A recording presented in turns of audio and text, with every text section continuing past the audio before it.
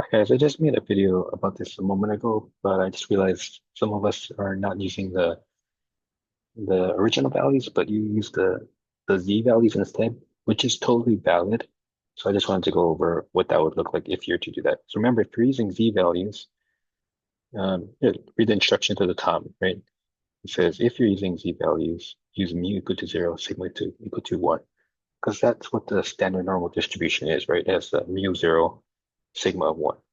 And so if you're using z values though, then you convert your other values to their z-scores. So like 500 and 800, convert those to the z-scores, and you're going to input those for A and B instead.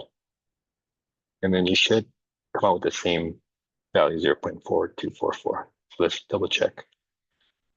So I'll do that too. Is I'll show you as a separate calculation in Desmos. Here I have it all queued up. But let me do it from scratch so you see the process. So I'll do the A first. A was 500, right? I remember our average was 651. So how do you find the z-score? You take 500 minus 651 and you divide it by your standard deviation, which is in this case 1539. Except that would be for normal values. If you're doing a sample mean z-score distribution, then this bottom one should not be just a regular sigma. It's going to be sigma sub x bar. That's divided by a square root of 33, where 33 is the sample size here. Yeah. Okay, so that gives you a z-value on the low end, negative 0.5636. Now, whenever you're asked to round to a certain number of decimal places, you should always say rounding for the very end. So I would actually include this whole entire thing as much as it gives you. But even then, sometimes it's not enough, which is also another reason why it's sometimes nice to just do the calculation within the Google Sheet. But this will be enough for this case. Okay, the calculation for the B, the upper end, the same idea. The raw value difference divided by that sigma sub x bar. So that's 1539 over square root of 33. Right, and then that's the B, the upper end.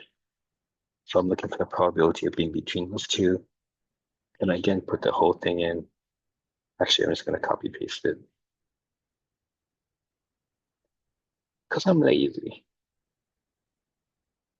Except it didn't copy. Try again. There we go. Okay, now look at my probability, 0.424449 to the nearest four decimal places. This is the four, looking at the four after, that's under five. So this stays 4, 0.4244. Now let's just, as a experiment, see how few decimal places I could get away with. And it actually looks like I go down pretty far, even down to 4, but still getting the right answer. Notice that number just changed just now, right? So that was kind of dangerous. Potentially I could have gone up or down because this number right after where I rounded changed dramatically just now, three points. So that was pretty dangerous to go down to 4. But in this case, okay. All that to say, I recommend keep all digits. One last thing, guys. If I wanted to do the same calculation here in-house, I could have written it all here with equal sign 500 minus 651 in parentheses. Oops. Equal sign first to tell Google Sheets I'm making a calculation. Divide by parentheses 1539 over square root of 33. To denominators always in their own set of parentheses, yeah. Hit enter. And oh yeah, same. Yeah. Except this is actually more accurate now because even though it only shows me some of the decimals, it actually will in the background hidden have more stored in memory. I can do the same thing for this one. 800 minus 651 divided by 1539 over square root of 33. Close, close.